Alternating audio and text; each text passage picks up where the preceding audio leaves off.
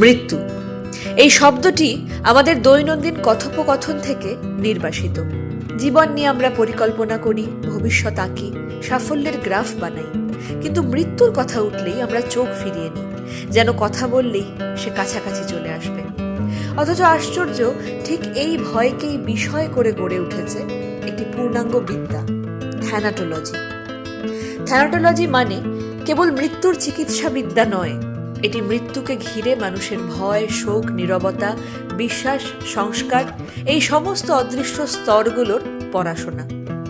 Greek পুরাণের মৃত্যু দেবতা থ্যানাটোস থেকে নাম ধার করে এই শাস্ত্র আমাদের মনে করিয়ে দেয়, মৃত্যু কেবল শরীরের শেষ নয়, মানুষের মানসিক ও সামাজিক ইতিহাসেরও এক গভীর অধ্যায়।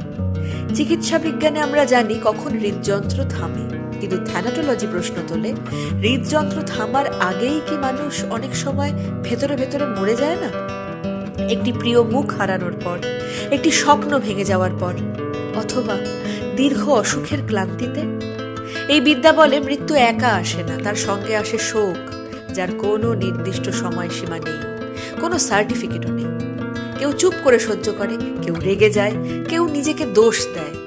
থ্যানাটোলজি এই শোককে রোগ হিসেবে দেখে না, দেখে মানুষের ভালোবাসার স্বাভাবিক পরিণতি হিসেবে। সমাজও মৃত্যুকে আলাদা আলাদা ভাবে দেখে। কোথাও মৃত্যু উৎসব, কোথাও নিষিদ্ধ শব্দ, কোথাও মৃতদেহ স্পর্শ পবিত্র, কোথাও অসুচি।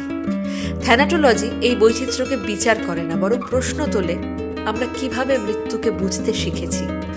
সবচেয়ে কঠিন প্রশ্নগুলো এখানেই জন্ম নেয়। জীবনের শেষ মুহূর্তে কষ্ট লাঘব করা কি নৈতিক? মৃত্যুকে বিলম্বিত করা কি সবসময় মানবিক? অঙ্গদানকে মৃত্যুর পরও জীবনের ধারাবাহিকতা? এই প্রশ্নগুলোর কোনো একরকম উত্তর নেই। থ্যানাটোলজি উত্তর না দিয়ে বরং আমাদের চিন্তা করতে শেখায়। হয়তো এই কারণেই এই শাস্ত্র আমাদের অস্বস্তিতে ফেলে, কারণ এটি আমাদের মনে করিয়ে দেয় মৃত্যু কোনো ব্যতিক্রম নয়, বরং জীবনের নিয়ম। এবং সেই নিয়মকে অস্বীকার করে জীবনকে পুরোপুরি বোঝাও যায় না। অদ্ভুতভাবে মৃত্যুকে বোঝার চেষ্টা করলেই জীবন একটু স্পষ্ট হয়ে ওঠে।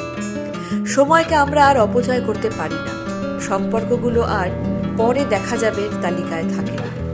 থ্যানাটোলজি আসলে মৃত্যুর পড়াশুনো নয়, এটা ভালোভাবে বাঁচার এক নীরব পাঠ। আর সেই পাঠ যত অস্বস্তিকরই হোক, আজকের পৃথিবীতে আগের চেয়ে অনেক বেশি প্রাসঙ্গিক।